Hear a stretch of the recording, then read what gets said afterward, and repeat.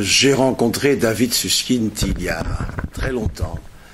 En 1968, je venais d'être élu à la Chambre, il y a près de 45 ans. Depuis lors, je n'ai pas quitté le Parlement fédéral de notre pays.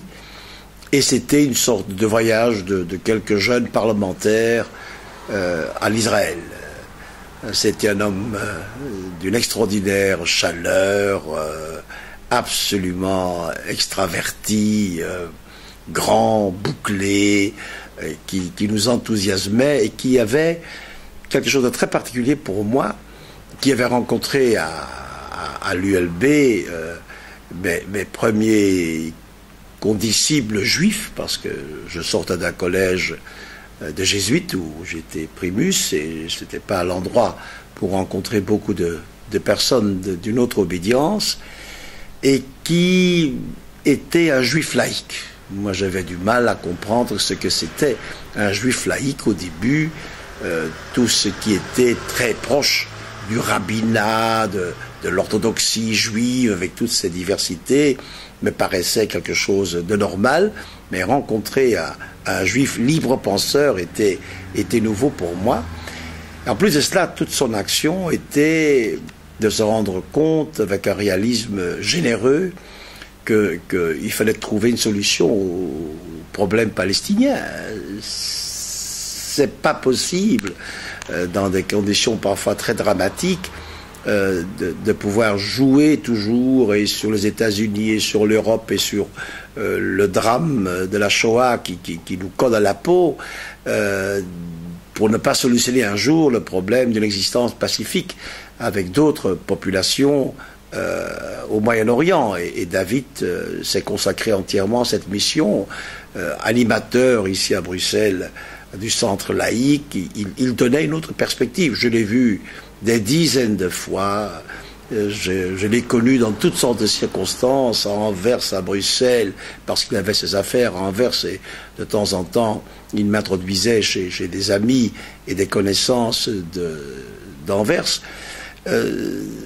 Il a vieilli peu à peu, avec parfois des petits coups de sort dans sa santé, mais il est resté extrêmement actif et vif d'esprit. Et je me souviens l'avoir reçu comme président de la Chambre, et si l'avoir reçu dans toutes sortes de capacités. Et toujours, j'avais un homme qui avait quelque chose à dire. C'est extrêmement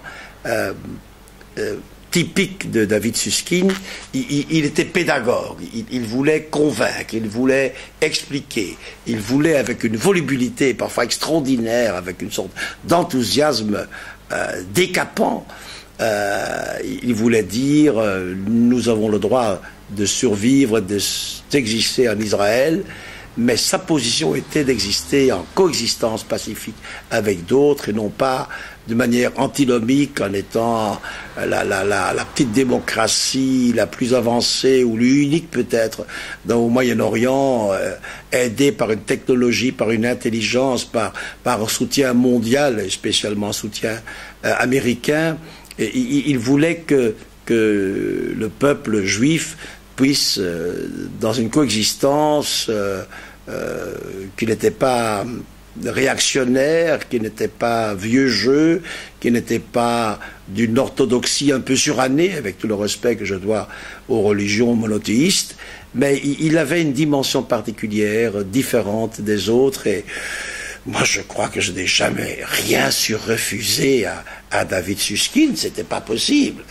C'était presque un fact of life. Quand David vous téléphonait, voulait vous voir, je crois que tous mes amis dans le monde politique belge le rencontraient.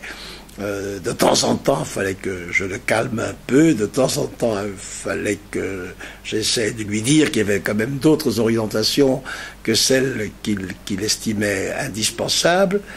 Mais sa générosité, le don de sa personne, cette sorte de pont, de trait d'union entre des choses parfois très contradictoires et qui parfois s'éloignent dramatiquement les uns des autres, était peut-être la caractéristique essentielle de David Susskind. Et même sa laïcité était un pont entre comment dirais-je, les incroyants, les libres penseurs et l'orthodoxie d'une des plus vieilles religions de la terre.